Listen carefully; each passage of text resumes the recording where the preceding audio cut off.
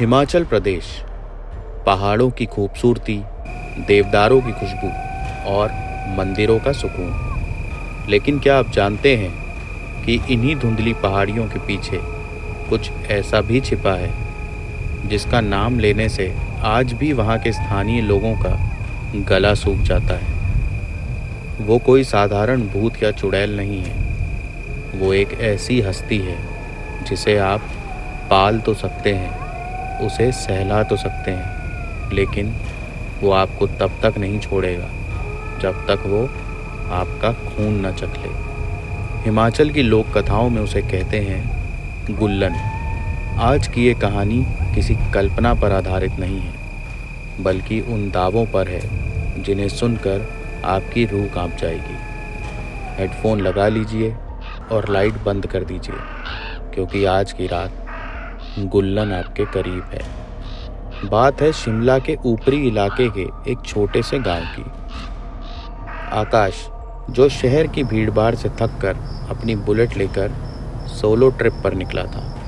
रात के 10 बज रहे थे और कोहरा इतना घना था कि हेडलाइट की रोशनी में भी रास्ता साफ नहीं देख पा रहा था। तभी उसकी बाइक अचानक बंद हो गई। सन्नाटा इतना गहरा था कि आकाश को अपने दिल की धड़कन साफ सुनाई दे रही थी। उसने कोशिश की, पर बाइक स्टार्ट नहीं हुई। आकाश बोला, धत तेरे की, यहाँ सिग्नल भी नहीं है, क्या कोई है आसपास? तभी उसे सड़क के किनारे एक छोटी सी आकृति दिखाई दी। लगा जैसे कोई बच्चा या कोई छोटा जानवर बैठा है। आकाश ने अपनी टॉर्च चलाई। वहाँ एक छोटा सा जीव बैठा था। उसका शरीर इंसानी बच्चे जैसा था, लेकिन चेहरे पर कोई नक्श नहीं थे। बस बड़ी बड़ी सफ़ेद आंखें थीं जो टॉर्च की रोशनी में चमक रही थी। आकाश डरने के बजाय एक अजीब से सम्मोहन में आ गया। उसे लगा जैसे वो जीव बहुत मासूम है। उसे उस पर प्यार आने लगा। बुजुर्ग कहते हैं गुल्लन कभी हमला नहीं करता, वो आपको ललचाता है। वो आपके सामने एक छोटे असहाय जीव की तरह आएगा। आप उसे देखेंगे तो आपका मन करेगा कि आप उसे गोद में उठा लें, उसके सिर पर हाथ फेरें। आकाश भी यही भूल कर बैठा था। उसने अपना हाथ आगे बढ़ाया और उस जीव के सर पर फेरने लगा।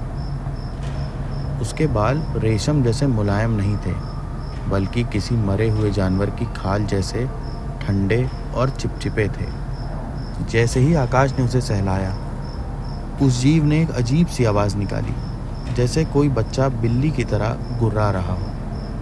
आकाश को लगा वो उसे प्यार कर रहा है, लेकिन असल में वो गुल्लन को पाल रहा था। बड़े बुजुर्ग कहते हैं, बेटा, पहाड़ों में हर चमकती आँख भगवान की नहीं होती। अगर गुल्लन को सहला दिया तो समझो तुमने मौत से सौदा कर लिया। इन सभी बातों से दूर आकाश उसे सहलाता रहा, लेकिन तभी उसे महसूस हुआ कि उसकी उंगलियां गीली हो रही हैं। उसे लगा शायद ओस होगी, लेकिन जब उसने टॉर्च की रोशनी नीचे डाली तो उसके होश फाख्ता हो गए। उस जीव के सिर से कोई तरल पदार्थ नहीं निकल रहा था, बल्कि आकाश की अपनी उंगलियों के पोरों से खून रिस रहा था। गुल्लन के सिर पर छोटे छोटे सुई जैसे बारीक कांटे थे, जो सहलाते वक्त आकाश की खाल में घुस चुके थे। और अब वो जीव बदल रहा था। उसकी वो सफ़ेद आंखें अब लाल हो चुकी थी। वो आकाश के हाथ को जोर से पकड़ चुका था। आकाश ने हाथ छुड़ाने की कोशिश की, लेकिन वो छोटा सा दिखने वाला जीव लोहे की तरह मजबूत था। आकाश चिल्लाया, छोड़ मुझे, ये क्या है? मुझे बचाओ, कोई तो आके बचाओ। तभी अंधेरे में से एक बूढ़ा आदमी लाठी लेकर निकला। वो गांव का एक चरवाहा था।